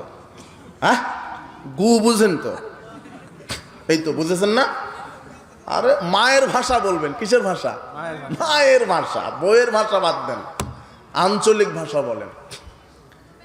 তাহলে যবের আটা, পায়খানা, মানুষের পায়খানা। এরপরে মূত্র। নেটে সার্চ দেন, এইভাবেই লেখা আছে মূত্র, মানে মুদ বললাম না, ওখানে মূত্র, মুত, পেশাব। 4, কুমারী নারীর রজ, রজ মানে এই যারা কেবলে ঋতুস্রাব দেখা দিয়েছে, মাসিক, বুঝেন কি মাসিক, মাসিকের রক্ত, 5 পুরুষের বীর্য, এই 5টা মিলে তারা তৈরি করে একটা খাবার, যেই খাবারের নাম হচ্ছে প্রেম ভাজা। কি প্রেম ভাজা? এই তুমি আজকে সার্চ দেবে নেটে প্রেম ভাজা কি, দেখবে যে এইভাবে তথ্য চলে আসছে। আমি সারাদিন আজকে এই পড়াশোনা করেছি আজকে, কথা বুঝেছেন? প্রেম ভাজা তাদের খাদ্য, প্রধান খাদ্য। কয়টা উপাদান আছে? 5টা। এই যে বাউল মানে পেশাব, ওর মধ্যে স্পেশালি হচ্ছে পেশাব। এই খাদ্য তারা খায়। আর তাদের বাউলদের গানে আপনি 2টা শব্দ দেখতে পাবেন, একটা লতা আর একটা সিদ্ধি। অনেক নারীর নাম আছে লতা, আছে না? ওই বাউল থেকে চলে আসছে। বাউলদের ভাষা, ওদের যত আকীদা, মানহাজ, আমল নিজেদের মতো তৈরি করা, কথা বুঝেননি? তাই এরা পথভ্রষ্ট, এরা সালাফদের থেকে বাইর হয়ে গেছে। লতা সিদ্ধি তাদের একটা অনুষ্ঠান আছে, একটা লঙ্কা কাণ্ড আছে তাদের, সিদ্ধি, আর ওখানে লতা, নারীর নাম আছে অনেকের লতা, ওই বাউল থেকেই চলে আসছে। যেমন মুসলমানদের নামের পরে পরে অনেকের উমুক আলী, উমুক আলী নাই, আলী এটা শিয়াদের থেকে চলে আসছে। আলী কোথা থেকে? ওই যে আলীরা শিয়াকে মহব্বত করে। শিয়াদের, রাফেজিদের আকীদায় তো মোহাম্মদ নবী হওয়ার যোগ্যতা ছিল না, নবী হওয়ার যোগ্যতা ছিল আলীর। নাউজুবিল্লাহ বললেন না? এটা শিয়াদের আকীদা। এই আকীদা মানাজ আলোচনা এটি একদিনে এক রাতে হবে না, ভাই দেবে আলোচনা করতে হবে। শুধু আপনাকে এই বাউল মতবাদটা বলে দিই, স্পষ্ট করে দিই। তো লতা সিদ্ধি, লতা মানে বাউলদের কাছে লতা মানে কি জানে? লতা মানে নারীর যৌনাঙ্গ। কি নারীর কি? যৌনাঙ্গ। বাউলরা কিন্তু সালাত আদায় করে না। এদেরকে বলবেন যে আপনি সালাত আদায় করেন না কেন? এই বাউল ফকিরেরা বলবে ইবলিশ শয়তান সব জায়গাতে সেজদা দিয়েছে, কিন্তু সেজদা করতে পারেনি নারীর যৌনাঙ্গে, তাই বাউলেরা শুধু নারীর যৌনাঙ্গে সেজদা করে।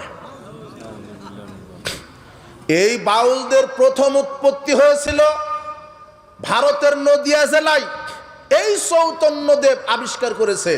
আর বাংলাদেশে এর প্রচারকই ছিল লালন শাহ। কে? কুষ্টিয়ার সেউড়িয়া গ্রামের লালন শাহ। এখনো লালন মতবাদ আছে। এদের প্রধান অনুষ্ঠানই এরা সিদ্ধি খায়, মানে গাঁজা। গাঁজাকে গাঁজা বলে না, কি বলে এরা? এই কিছুদিন আগে যুবক সংবাদ সম্মেলনে একটা শয়তান বলেনি যে বাউল এই লালন শাহর মাজারে গাঁজা দিতেই হবে, না হলে আমরা 30 জন লোকও পাবো না। এটা বলেছে কিন্তু শয়তান। আর আমরা আগেই বলে দিয়েছি, 10 বছর আগেই, যে বাংলাদেশে যেটা যত বড় পীর খানকা মাজার, সেটা তত বড় এক একটা লুচ্চামি আর গাঁজার ফ্যাক্টরি এক একটা, মানে গাঁজা চাষ হয়। এই বাউলরা লতা সিদ্ধি অনুষ্ঠান করে, মানে নারীর যৌনাঙ্গে সেজদা করে। বলেন নাউজুবিল্লাহ। আপনি পড়েন বাউল তত্ত্ব বইটা পড়েন, সব আপনি পেয়ে যাবেন। কুষ্টিয়া সরকারি কলেজের বাংলা বিভাগের প্রাক্তন সভাপতি ছিলেন এই লোকটা, আবু জাফর নাম। এই লোকটা লালন ভক্ত ছিলেন, কিন্তু লালন মতবাদের ভিতরে যখন ঢুকে গেলেন তখন তিনি নিজে একটা বিবৃতি দিয়েছেন। ইসলামিক ফাউন্ডেশন একটা পত্রিকা আছে, 44তম বর্ষের প্রথম সংখ্যার 233 পৃষ্ঠা আপনি পড়বেন। আবু জাফর সাহেব একটা লম্বা একটা বিবৃতি দিয়েছেন। তিনি বলছেন, লালনের গানে অনেক সাম্যের কথা থাকলেও তিনি গোপনে গোপনে সমাজে যৌনবৃত্তি ছড়ানোর চেষ্টা করেছেন। লালনদের গানে ওই লতা সিদ্ধি ভাষা পাবে। লতা সিদ্ধি মানে, লতা মানে নারীর যৌনাঙ্গ, আর সিদ্ধি মানে আপনাকে ওই নারীর যৌনাঙ্গে সেজদা দিলেই জান্নাত ওয়াজিব হয়ে যাবে। এটা লালনদের, এটা হলো আকীদা, এই বাউলদের আকীদা। কথা বুঝেছেন? এই জন্য এরা উল্টা পাল্টা কথা বলে কেন? ওই যে প্রেম ভাজা খায়, গাঁজা খায়, আর উল্টা পাল্টা কথা বলে এরা। কথা বুঝেননি? এরপরে লালনদের, ওই যে বললাম না সুফি আকীদা থেকে চলে আসছে লালন, বললাম আবু বাইজিদ বোস্তামির আকীদা পীরই আল্লাহ, গুরুই আল্লাহ। লালনদের একটা গান পাবে, অনেক শিক্ষিত নামের কুলাঙ্কার সমাজে আছে, বলে লালন গান না শুনলে তৃপ্তি আসে না। কিন্তু লালন তার গানে বলছে, পাগল মন মন রে গুরু ভজনা, গুরু বিনে মুক্তি পাবে না, গুরু নামে আছে সুধা, যিনি গুরু তিনি খোদা। এটা হলো এই বাউলদের আকীদা, গুরুই খোদা। ও মুসলমান আছে না কাফের? মুসলমান না কাফের? লালন তার আর একটা গানে বলছে, যে যা ভাবে তাই হয়, রাম রহিম করিম কালা এক আড্ডা জগৎময়। মানে রাম রহিম, রহিম কার নাম? রহিম কে? রাম মূর্তি, রাম রামও আল্লাহ আর রহিমও আল্লাহ। মানে এই বাউলদের কাছে হিন্দু মুসলিম বৌদ্ধ খ্রিস্টান কোনো ধর্মের বাদ বিচার নাই, এরা নিজেরা একটা ধর্ম আবিষ্কার করেছে। এটা হলো কুরুচিপূর্ণ যৌন মতবাদ। সমাজে যৌন বৃত্তি ছড়ানো এদের মূল লক্ষ্য। কান খাড়া করে শোনেন বাংলাদেশের মুসলমানেরা, বাউল এই ফাউল, এদের আকীদা হচ্ছে পচা নষ্ট। এদের সমাজে সুকৌশলে গোপনে যৌন বৃত্তি ছড়ানো এদের কাজ। কোনো মুসলমান বাউলদের সাথে সম্পৃক্ত থাকতে পারে না। এটা অরুচিপূর্ণ, বর্বর, অসভ্য, নর পশুতে পরিণত করার একটা মতবাদ। এই জন্য আমরা বলবো আগামীতে এই বাংলাদেশ সরকারকে বলবো, আশ্চর্য কথা, যেখানে বাউল ফাউলেরা আল্লাহকে নিয়ে নবীকে নিয়ে কটূক্তি করে, এত ভ্রান্ত আকীদা সমাজে ফেসবুকে ইউটিউবে সোশ্যাল মিডিয়ায় এভাবে প্রচার করছে, একটা কোনো রাজনৈতিক দল কথা বলেনি। এরা চুপটি মেরে মেরে বসে আছে দুইটা হিন্দুদের ভোটের লোভে। কথা বলেন না কেন? আপনি ইসলামের আমির, আপনি অমুক দলের নেতা, আপনি অমুক আকীদা অমুক নেতার আকীদার আপনি পরিচয় দেন, আপনি ইসলামী দলের আমির পরিচয় দেন। আজ পর্যন্ত আপনি বাউলদের বিরুদ্ধে একটা কথা বলতে পারেননি। আপনার মাটির নিচে থাকা ভালো উপরে থাকার চাইতে। আপনি বলেন, আপনি রাষ্ট্রীয়ভাবে, আমি বাংলাদেশের বর্তমানে যে ধর্ম উপদেষ্টা, যে যতটুক ভালো করবে ভালো ভালো বলতে হবে, তিনি বিবৃতি দিয়েছেন, যারা আল্লাহকে নিয়ে নবীকে নিয়ে কটূক্তি করবে তাদের থাকার অধিকার নাই। সুন্দর কথা বলেছেন। কিন্তু আপনি যে এই রাজনীতি করতে নেমেছেন, প্রচলিত এই গণতান্ত্রিক পদ্ধতিতে নেমে আপনি হয়ে গেছেন ইহুদি খ্রিস্টানের একেবারে কালমা পড়া এক একটা ঘর জামাই হয়ে গেছেন। আপনি হক কথাই বলতে পারেন না। আশ্চর্য কথা। আপনি বলেন মিডিয়াতে, আমরা বলবো এই দেশে যারা রাজনীতি করবে মুসলমানের রক্তের উপরে তাদেরকে রাজনীতি করতে হবে। আলেম ওলামাকে বয়কট করে আগামীতে রাজনীতি করার কোনো সুযোগ নাই। আলেম ওলামাকে রাখতে হবে। আপনি বলেন, এই দেশের 18 কোটি 20 কোটি মুসলমানের দাবি, কাদিয়ানীদের সাথে সাথে বাউল ফাউলকে রাষ্ট্রীয়ভাবে কাফের ঘোষণা করা হোক। এটা আমাদের দাবি, মুসলমানের দাবি। নবীকে নিয়ে কটূক্তি করবে, আল্লাহকে নিয়ে কটূক্তি করবে, আমরা এটা মানতে পারি না। এই জন্য এইভাবেই এই কুফরি আকীদাগুলি সমাজে ঢুকে গেছে। যদি আমরা রসুলের সুন্নাহর উপরে থাকতাম, তাহলে কোরআনের আয়াতটা সঠিকভাবে বুঝতাম, দিন সঠিকভাবে বুঝতাম। আজকে ইসলামের নামে কত দল মত তৈরি হয়েছে, কিন্তু রাসূল বলছেন মুসলমানেরা বিভক্ত হবে 73 কাতারে, এক দল যাবে সরাসরি জান্নাতে। কোন দল? নাম নাই, শুধু বৈশিষ্ট্য বলা হয়েছে। কি বৈশিষ্ট্য?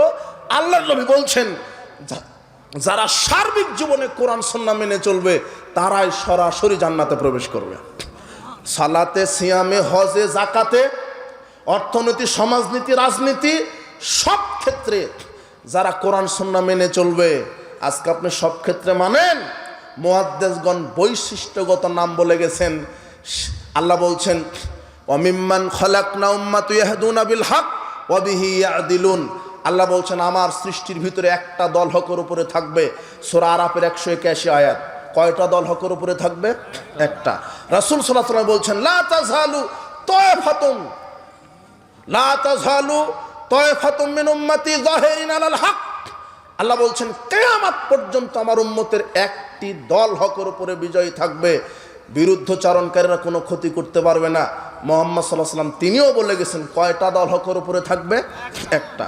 কিন্তু বিভক্ত হবে মুসলমানেরা 73 কাতারে, শত শত কাতারে, কিন্তু মুক্তিপ্রাপ্ত দল হবে একটাই। এই হাদিস আর এই আয়াতের উপরে ভিত্তি করে মুহাদ্দিসগণ বলে গেছেন। আলী ইবনুল মাদিনী 161 হিজরিতে বলে গেছেন। আজকে অনেকে বলে আহলে হাদিস একটা নতুন ফেরকা, ফিতনাবাজ। আমি বলবো যারা আহলে হাদিসের উপর অপবাদ দাও নতুন ফেরকাবাজ, ফিতনাবাজ বলো, আমি বলবো আপনারাই নতুন ফেরকা এবং ফিতনাবাজ। আহলে হাদিস নতুন ফেরকা নয়। আপনি ইতিহাস পড়ুন, আপনাকে আকীদা মানহাজ সালাফদের গ্রহণ করতে হবে।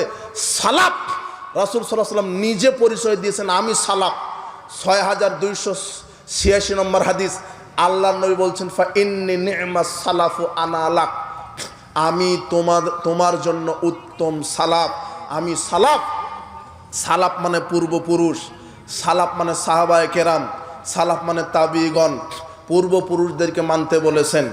তাহলে আপনাকে আকীদা মানহাজ বুঝতে গেলে সালাফদের আকীদা মানহাজ আপনাকে বুঝতে হবে। বলছিলাম যারা বলছে যে আহলে হাদিস নতুন ফেরকা, এদেরকে ইতিহাস পড়তে হবে। আলী ইবনুল মাদিনী 161 হিজরিতে মারা গেছেন। আরে 161 ধরেন, 161 হিজরিতে যদি মারা যান, আজকে 1447 হিজরি, 1250 1300 বছর পূর্বে তিনি কি বলে গেছেন জানেন? যে আল্লাহ যে বললেন একদল হকের উপরে, নবী যে বললেন একদল হকের উপরে থাকবে, আমি আলী ইবনুল মাদিনী গবেষণা করে দেখেছি হুম আহলুল হাদিস, ওই সত্যের উপরে যারা আছে তারা হলেন আহলে হাদিস। আমি এটা কেন বললাম? আপনি যে বলছেন নতুন ফেরকা, এটা 161 হিজরির বক্তব্য, এটা নতুন ফেরকা হলো? আহমদ বিন হাম্বল 241 হিজরিতে মারা গেছে। আজ থেকে 1200 বছর পূর্বে বলছেন লাইসা কওম ইনদি খায়রাম মিন আসহাবিল হাদিস, আমার কাছে আহলে হাদিসদের চাইতে উত্তম কোনো দল নাই। ফালা আদ্রি মানহুম, আমার জানা নাই মুক্তিপ্রাপ্ত দল আহলে হাদিস ছাড়ার কে হতে পারে। খলিফা হারুনুর রশিদ বলছেন 193 হিজরিতে মারা গেছে। আজ থেকে 1250 বছর পূর্বে তিনি বলে গেছেন তলাবতু আরবাআতান, আমি মুসলমানের 4টি দল আগে বেছে নিয়েছি। ফাওয়াজাততু ফি আরবাআতিন, 4টি দলের মধ্যে আমি তাদের আকীদা আমল মানহাজ খুঁজেছি। খুঁজে খুঁজে দেখলাম তলাবতুল কুফর, আমি কুফরি খুঁজেছি। ফাওয়াজাততু ফিল জাহমিয়া, আমি জাহামিয়া অদৃষ্টবাদী তাদের ভিতরে কুফরি পেয়েছি। তলাবতুল কালাম ওয়া শাগাবা, আমি মিথ্যা কুতর্ক খুঁজেছি। ফাওয়াজাততু ফিল মুতাজিলা, আমি মুতাজিলাদের মধ্যে পেয়েছি। তালাবতুল কিযবা, আমি মিথ্যা খুঁজেছি। ফাওয়াজাততুহু ইনদা রাফিজাতে, আমি রাফিজি শিয়াদের মধ্যে মিথ্যা পেয়েছি। তলাবতুল হক, আমি হক খুঁজেছি। ফাওয়াজাততুহু মা আসহাবাল হাদিস, আমি সত্যটা পেয়ে গেছি আহলে হাদিসদের মধ্যে। আমি এগুলি ইতিহাস কেন বলছি? সারফা সাবাল হাদিস একটা কিতাব আছে, আপনি পড়বেন, আবু বকর খতিব আল বাগদাদির লেখা, 5 পৃষ্ঠা থেকে 28 পৃষ্ঠা পর্যন্ত পড়বেন, আহলে হাদিসদের ইতিহাস পেয়ে যাবেন। 193 হিজরি কোথায় আর আজকে 1447 হিজরি কোথায়? 1250 বছর পূর্বের কথা আহলে হাদিস। ইমাম আবু দাউদ রাহিমাহুল্লাহ বলছেন লাউলা হাযিল ইসাবাহ লান দারাসাল ইয়ানি আসহাবাল হাদিস, যদি পৃথিবীতে আহলে হাদিস আলেম ওলামা না থাকতো, আহলে হাদিস ব্যক্তি মানুষ যদি না থাকতো, তাহলে ইসলাম পৃথিবী থেকে অনেক আগেই ধ্বংস হয়ে যেত। মানুষ শিরক বিদআতকেই মনে করতো ইসলাম। কিন্তু আহলে হাদিসের বাচ্চারা পৃথিবীতে একজন প্রতিষ্ঠা থাকতে মানুষকে শিরক বিদআত, প্রচলিত জাহেলিয়াত, কুফরি মতবাদের বিরুদ্ধে বাঘের মতো প্রতিবাদ করবে ইনশাআল্লাহ। বেদাতের বিরুদ্ধে বলবেই, শিরকের বিরুদ্ধে বলবেই। এটা নবীদের আদর্শ অন্যায়ের বিরুদ্ধে কথা বলা, শিরকের বিরুদ্ধে কথা বলা, বিদআতের বিরুদ্ধে কথা বলা। তাই হকপন্থী আলেম ওলামা যতদিন থাকবে, আহলে হাদিস বিদ্বানগণ যতদিন থাকবে, তারা মুখে কলমে মিডিয়ায় এরা সাফ সাফ শিরককে শিরক বলবে, বেদাতকে বেদাত বলবে। হিকমতের দোহাই দিয়ে ম্যাও ম্যাও করে ইসলাম বাংলার জমিনে কায়েম হবে না। এই জন্য সাবধান। সে বলে দাও, এক যুবক বলছে যে আপনি বক্তব্য দেন, আপনারা বক্তব্য দেন, সামনে 10,000 লোক থাকে, 500 লোক থাকে, আর মুফাসসির সাহেব বক্তব্য দেয় 10 লক্ষ লোক থাকে। আমি বলেছিলাম যুবক, তোমার মুফাসসির সাহেবকে নিয়ে আসো, তোমার মুফাসসির সাহেবকে বলো যে আপনি একটু বেদাতের বিরুদ্ধে বক্তব্য দেন, জাতির সামনে বলেন ফরজ সালাতের পরে সম্মিলিত মোনাজাত বেদাত, আপনার সভা সমিতির পরে মোনাজাত বেদাত, বিবাহের অনুষ্ঠানের পর মোনাজাত বেদাত, জানাজার সালাতের পরে মোনাজাত বেদাত, মিলাদ কিয়াম বেদাত, সেহলাম বেদাত, হালুয়া রুটি বেদাত, কোরআন মাজিদ তেলাওয়াত শেষে সাদাকাল্লাহুল আজিম বলা বেদাত, গণতন্ত্র কুফরি, এই আপনার ওই কমিউনিজম কুফরি, ডেমোক্রেসি কুফরি। এইভাবে মুফাসসির সাহেব বক্তব্য দিক, আপনার ওই 10 লক্ষ লোকের মধ্যে 10,000 থাকবে, সবাই চলে যাবে, সবাই তো বেদাতি। জাতির সামনে হক কথা বলুন। আল্লাহ বলছেন কলিলুম মিন ইবাদিয়াশ শাকুর, আল্লাহর শুকরিয়া আদায়কারী বান্দাদের সংখ্যা কম হয়।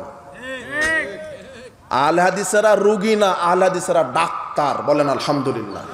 রোগী বেশি হয়, ডাক্তার কম হয়, কথা বুঝেন নি মনে হয়। আহলে হাদিসেরা ঈমান আমল সংস্কারের ডাক্তার, বলেন আলহামদুলিল্লাহ। যেখানেই শিরক, যেখানেই বিদআত, যেখানেই কুফর, সেখানেই আহলে হাদিসেরা আন্দোলন করবে, আলহামদুলিল্লাহ করবেই। এই জন্য হে যুব সমাজ, তোমাকে এই যাবতীয় যত মিথ্যা ফিরকা আছে, বাতিল ফিরকা আছে, আহলে কোরআন বলো, আপনার এই বাউল ফাউল বলো, দেওয়ানবাগি বলো, আপনার এই আটরশি চরসিনা সরমনাই বলো, যত আছে এক একটা শিরকের এক একটা টাটকা ফ্যাক্টরি, এক একটা। তোমাকে এদের বিরুদ্ধে বক্তব্য দিতে হবে, বেদাতের বিরুদ্ধে বক্তব্য দিতে হবে, রসুলের সুন্নাহর উপরে কায়েম থাকতে হবে। আজকে জোরে আমিন বলি, রাফাল আদান করি, পায়ের সাথে পা মিলাই, আমরা আউয়াল ওয়াক্তে সালাত আদায় করি, আউয়াল ওয়াক্তে সালাত আদায় করি, 12 তাকবীরীদের সালাত আদায় করি। এক শ্রেণীর বেদাতীদের সহ্য হয় না, রাগে অগ্নি শর্মায় ইবলিশের পরামর্শ শুনে বলে আহলে হাদিসের প্রোগ্রাম ঠেকাও, মাদ্রাসা বন্ধ করো, মসজিদ ভেঙে দাও। এই বেদাতি কাঠমোল্লারা এরা এত খারাপ, এরা যদি সুযোগ পায় কাবা ঘর ভেঙে দিতে চলে যাবে। এরা কাবা ঘরে 12 তাকবীরীদের সালাত হয়, কাবা ঘরে রাফাল আদান করে সালাত হয়, কাবা ঘরে পায়ের সাথে পা মিলিয়ে সালাত হয়, কাবা ঘরে আউয়াল ওয়াক্তে সালাত হয়, কাবা ঘরে সম্মিলিত মোনাজাত হয় না।